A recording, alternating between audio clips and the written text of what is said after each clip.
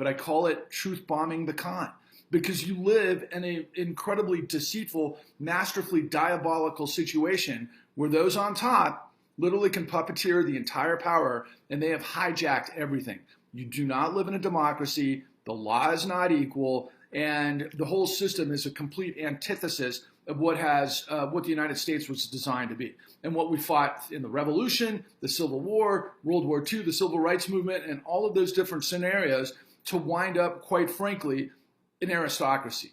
There's this incredible quote by a 17th century French philosopher. This guy was a libertarian, and this was during the French Revolution, and he said this quote that has stood with me and a lot of people that understand this scenario in terms of human history. He said, when a group of men discover plunder, they create a legal system to authorize it and a moral code to glorify it.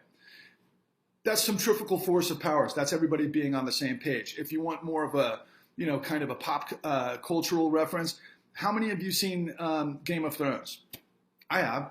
I've watched it many, many, many times. Really, the whole history of Western Europe was the crown, the monarchy, and then the church, which of course, and the bank, right?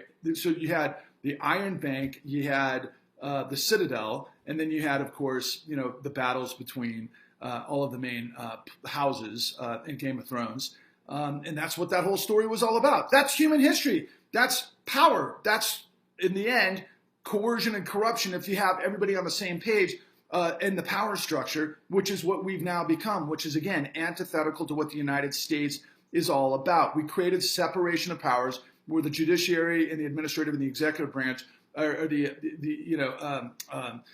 legislative branch, are all supposed to operate independently to check the power of everybody else. And the idea is that you had common sense, where really you could have like a conservative bent, a liberal bent, but yet at the end of the day, we're all more on the team of the success of the country, the United States, based on the premise of life, liberty, and justice for all, and dynamism. The law is fair and equal. Nobody is above the law. And of course, we all have a fair shot. And further to that point, from an FDR perspective, is to have a social safety net so that people's basic needs can be met and sustained, to give people the vibrancy, to get the education, to move through the system, to be able to become effective members of society, and then hopefully, build a better society, build a better life for their children. I mean, that's really what the promise of America was, and it was delivering post-World War II until we got into the Reagan administration and the Reagan administration forward at that time period, started chipping away at these protections